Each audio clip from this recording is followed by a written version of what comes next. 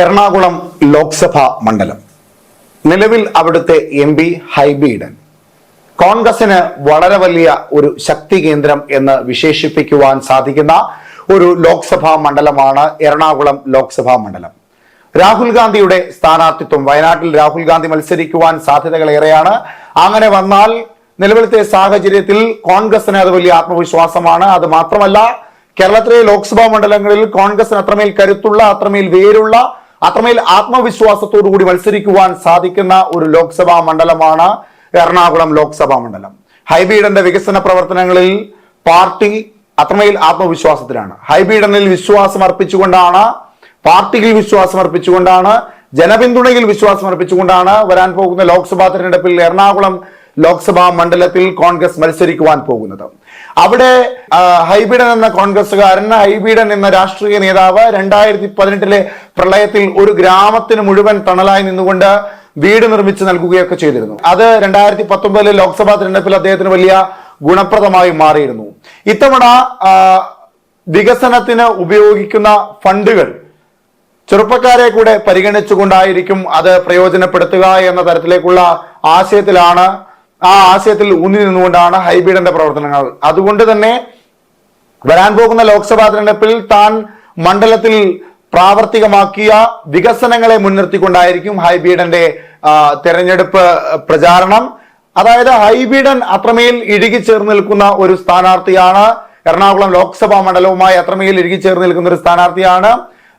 പിതാവിന്റെ കാലം തൊട്ടേ അദ്ദേഹത്തിന്റെ കുടുംബത്തിന്, അല്ലെങ്കിൽ അദ്ദേഹത്തിന്റെ കുടുംബപരമായും പാർട്ടിപരമായും വ്യക്തിപരമായുമുള്ള അദ്ദേഹത്തിന്റെ പിൻബലം ചെറുതല്ല എറണാകുളം ലോക്സഭാ മണ്ഡലത്തിൽ. അതുകൊണ്ട് കോൺഗ്രസ് വലിയ ആത്മവിശ്വാസത്തിലാണ് ഹൈബി ഈഡനിൽ.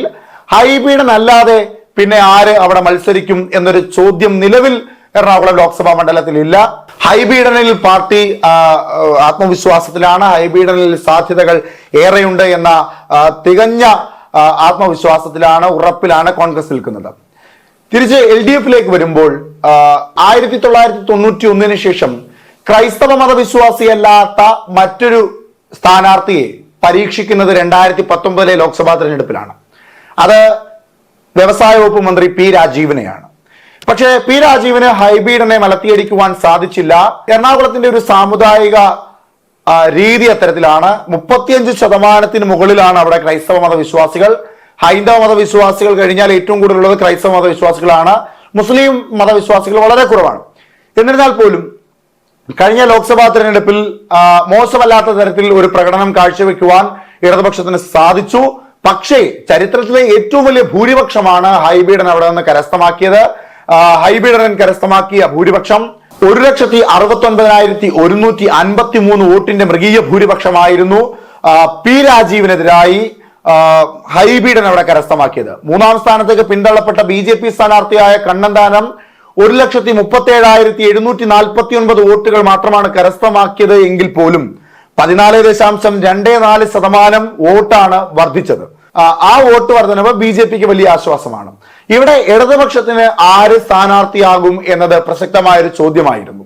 ഹൈബി ഈഡനെ പോലെ വലിയ ബലവാനായ ഒരു സ്ഥാനാർത്ഥിയെ മലത്തിയടിക്കുവാൻ കഴിയുന്ന തരത്തിലേക്കുള്ള ഒരു ജനപിന്തുണയുള്ള ഒരു നേതാവായിരിക്കണം ഇടതുപക്ഷത്തിൻ്റെത് എന്ന ഉറച്ച തീരുമാനം ഇടതുപക്ഷത്തിനുണ്ട്.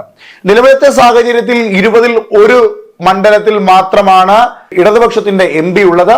അതുകൊണ്ട് തന്നെ വരാൻ പോകുന്ന ലോക്സഭാ തെരഞ്ഞെടുപ്പ് വളരെ പ്രാധാന്യത്തോടു കൂടിയാണ് ഇടതുപക്ഷം നോക്കിക്കാണുന്നത്. മുതിർന്ന നേതാക്കന്മാരെ കളത്തിലിറക്കി കളം പിടിക്കുവാനുള്ള തന്ത്രപരമായ നീക്കത്തിലാണ് CPM. അതിന്റെ ഭാഗമായാണ് ആലപ്പുഴയിൽ പോലും, അതായത് 2019 ലോക്സഭാ തെരഞ്ഞെടുപ്പിൽ ആകെ സീറ്റ് ലഭിച്ച ലോക്സഭാ മണ്ഡലമാണ് ആലപ്പുഴ.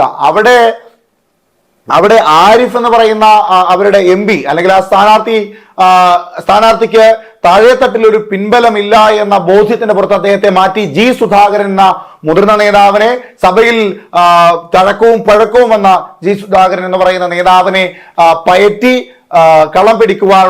കളം നിലനിർത്തുവാനുള്ള തന്ത്രപ്പാടിലാണ് ഇടതുപക്ഷം. അപ്പോ തങ്ങൾക്ക് അനുയോജ്യമായി നിൽക്കുന്ന ഇടത്ത് പോലും മുതിർന്ന നേതാക്കന്മാരെ ഉപയോഗപ്പെടുത്തി കളം പിടിക്കുവാൻ ശ്രമിക്കുമ്പോൾ സ്വാഭാവികമായും ഇവിടെ ഇടതുപക്ഷം ഇറക്കുവാൻ പോകുന്ന മുതിർന്ന ഒരു ക്രൈസ്തവ മതവിശ്വാസിയായ മുതിർന്ന നേതാവ് എന്ന രീതിയിൽ ആരവിടെ വരും എന്നതൊരു പ്രസക്തമായ ചോദ്യമാണ്. അവിടെ കോൺഗ്രസിൽ നിന്ന് വിട്ടുപോകുന്ന LDF-നോട് ചേർന്ന് നിൽക്കുന്ന KV തോമസ് മികച്ച ഒരു കാൻഡിഡേറ്റ് ആണ് എന്ന് അഭിപ്രായപ്പെടുന്ന ഒരു വിഭാഗം നിലവിൽ LDF-ലുണ്ട്. KV തോമസിന്റെ പിൻബലം എറണാകുളത്ത് ചെറുതല്ല. ഒരു പഴയ കോൺഗ്രസ്സുകാരൻ എന്ന നിലയ്ക്കും ക്രൈസ്തവ മതവിശ്വാസി എന്ന നിലയ്ക്കും KV തോമസിന് എറണാകുളം ലോക്സഭാ മണ്ഡലത്തിലുള്ള പിൻബലം ചെറുതൊന്നുമല്ല.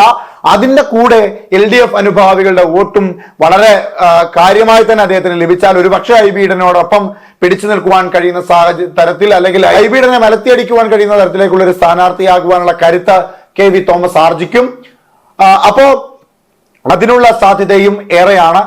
BJP-യിലേക്ക് വരുമ്പോൾ BJP-യിൽ അൽഫോൺസ് കണ്ണന്താനത്തിന് 14% കൂടുതൽ വോട്ട് വർധന ഉണ്ടാക്കുവാൻ സാധിച്ചുവെങ്കിലും നിലവിലത്തെ സാഹചര്യത്തിൽ അവിടെ സ്ഥാനാർത്ഥിയാകുവാൻ സാധ്യത ഏറെ AK ആന്റണിയുടെ മകൻ അനിൽ ആന്റണിയാണ്. അത് കോൺഗ്രസിൽ ആന്റണിയോട് വല്ലാത്ത അടുപ്പമുള്ള കോൺഗ്രസ്സുകാരെയും അല്ലെങ്കിൽ ക്രൈസ്തവ മതവിശ്വാസികളായിട്ടുള്ള കോൺഗ്രസ്സുകാരെയും ഒക്കെ വലിയ സമ്മർദ്ദത്തിലാക്കുവാനുള്ള സാധ്യതകൾ ഏറെയാണ്. AK ആന്റണിയുടെ മകൻ അനിൽ ആന്റണി കോൺഗ്രസ്സുകാർക്ക് വലിയൊരു സമ്മർദ്ദം തന്നെ നൽകും. ആ സമ്മർദ്ദം ഒരുപക്ഷെ അത് ഇടതുപക്ഷത്തിനും അനുകൂലമാകുന്ന തരത്തിലേക്ക് മാറുവാനുള്ള സാധ്യതകൾ ഏറെയാണ്. AK ആന്റണിയോട് അനുഭാവമുള്ള അടുപ്പമുള്ള കോൺഗ്രസ് അനുഭാവികൾ അനിൽ ആന്റണിക്ക് വോട്ട് കുത്തിയാൽ അത് ഇടതുപക്ഷത്തിനായിരിക്കും ഗുണകരമായി മാറുക. KV തോമസിന് ഒരു MP ആയി അവിടെ നിന്ന് വിജയിച്ചു വരുവാനുള്ള സാധ്യത അത്തരത്തിൽ വീക്ഷിച്ചാൽ അത് ഏറെയാണ്, ആ സാധ്യത ഏറെയാണ് എന്ന് തന്നെ പറയേണ്ടതായിട്ടുണ്ട്. ലത്തീൻ സമുദായത്തിൽ നിന്നുള്ള ഒരു സ്ഥാനാർത്ഥിയാണ് ഇടതുപക്ഷം നിലവിൽ അവിടെ വളരെ കാര്യമായി അന്വേഷിച്ചുകൊണ്ടിരിക്കുന്നത്.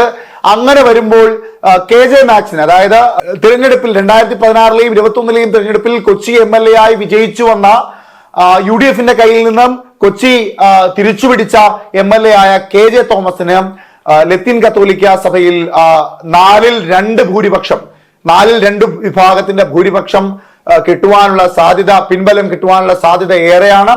അതുകൊണ്ട് ഒരു പക്ഷെ KJ മാക്സിനെ എറണാകുളം ലോക്സഭാ മണ്ഡലത്തിൽ ഹൈബി ഈഡനെതിരായി മത്സരിപ്പിക്കുവാനുള്ള സാധ്യതയും ചെറുതല്ല.